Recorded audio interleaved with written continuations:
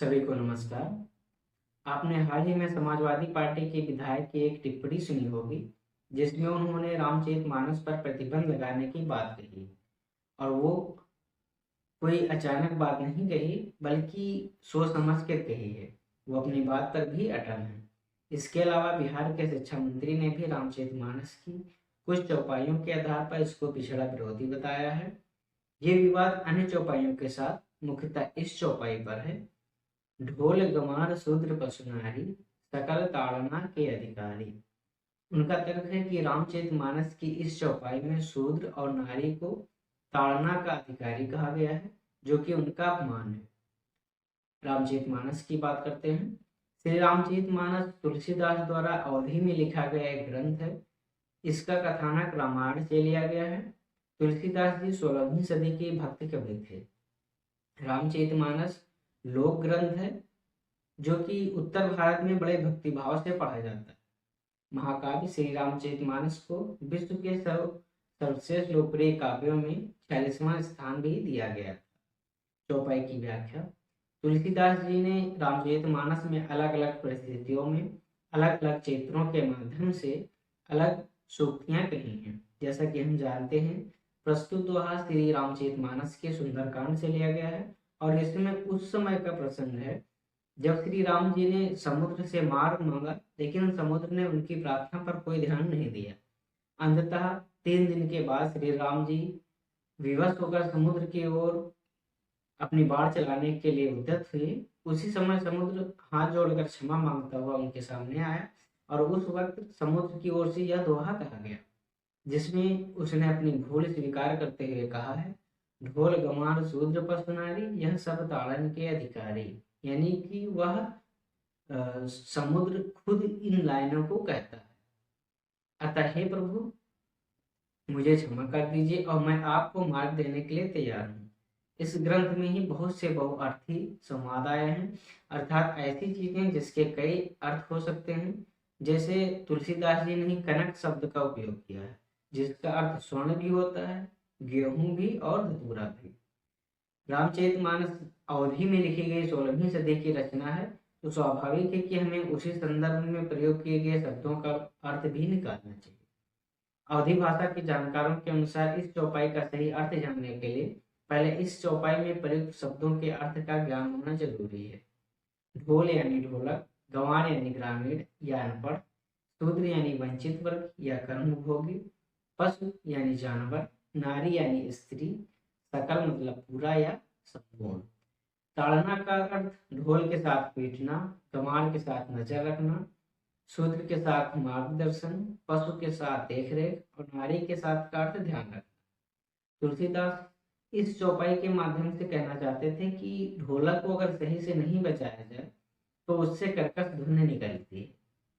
इसी तरह अनपढ़ व्यक्ति आपकी किसी बात का गलत अर्थ निकाल सकता है, या आप उसकी किसी बात को न समझकर अनायास उसका उपहास उड़ा सकते हैं, या वह गलत दिशा में जा सकता है। अतः उसके बारे में अच्छी तरह से जान लेना आवश्यक होता है और उस पर नजर रखनी चाहिए। मुख्य विवाद शूद्र और नारी के अर्थ के साथ। शूद्र, सबसे पहले आपत्ति इसी पर आती है, एवं सबसे अधिक आपत्ति इसी पर भी होती है। पर सबसे पहले ये समझ लें कि यहाँ पर शूद्र जाति नहीं बल्कि वर्ण है। दोनों में बहुत अंतर है। यहाँ पर जो संवाद है वो शूद्र के वेद पाठन के विषय पर है और यहाँ ताड़न का अर्थ मार्गदर्शन है।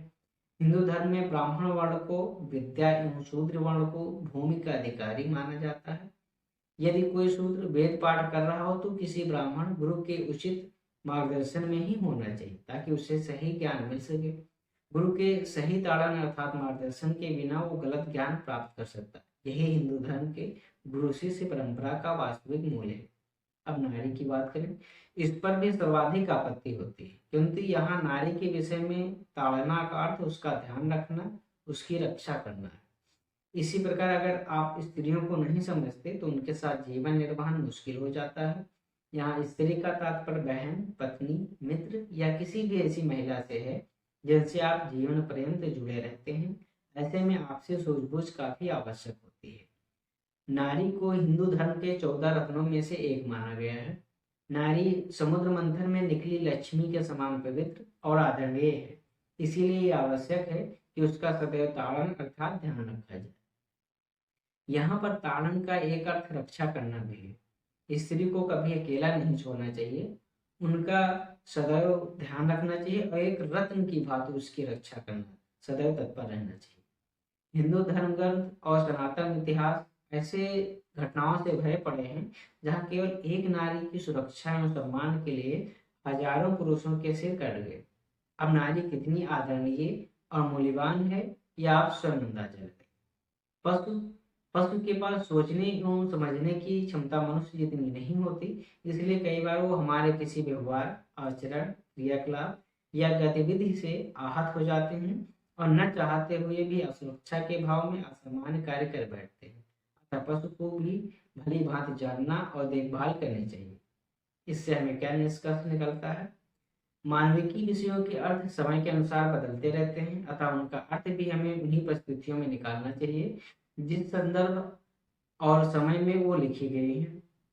रामचरितमानस में लगभग 10,000 से भी ज्यादा चौपाइयां हैं, जिसमें से अगर किसी को 2-4 चौपाई के अर्थ स्पष्ट न होने के कारण उसे पसंद नहीं आ रही हैं, तो क्या पूरे ग्रंथ को ही प्रतिबंधित कर देना चाहिए? क्या ये एक उचित मांग है? ये तो वही बात हुई कि अगर संविधान में कोई अनुच्छेद वर्तमान के अनुसार प्रासंगिक नहीं है, तो पूरे संविधान पर ही कोई प्रतिबंध लगाने की मांग करने लगे। संविधान के कई अनुच्छेदों और कानूनों में महिलाओं, पिछड़ों, समलैंगिकों और बच्चों को उनके अधिकार दिलाने के लिए उनसे उसमें 100 से भी ज्यादा बार संशोधन किया गया है। अतः अगर धार्मिक ग्रंथों की बात करें तो उनके साथ भी हमें वैसा ही संबंध स्थापित करना चाहिए। ये धार्मिक ग्रंथ कोई बाध्यकारी ग्रंथ नहीं होते हैं जो उनको उसी रूप में माना जाए। जो वर्तमान में प्रासंगिक है उसको अपनाना चाहिए, जो वर्तमान में प्रासंगिक नहीं है उसको परिवर्तित करना चाहिए और उस परिवर्तन के साथ में उसे अपनाना चाहिए। मैंने पूरा विवाद और उसका अर्थ विभिन्न स्रोतों के माध्यम से स्पष्ट करने की कोशिश की है। आशा है आपको जानकारी अच्छी लगी होगी। अगर आपने मेरे चैनल को सब्सक्राइब नहीं किया है तो सब्सक्राइब कर लीजिए और अच्छा लगा हो तो दूसरों को भी शेयर कीजिए। इससे मुझे मोटिवेशन मिलेगा और दूसरों तक सही जानकारी मिलेगी। धन्यवाद। नमस्कार। जय हिंद।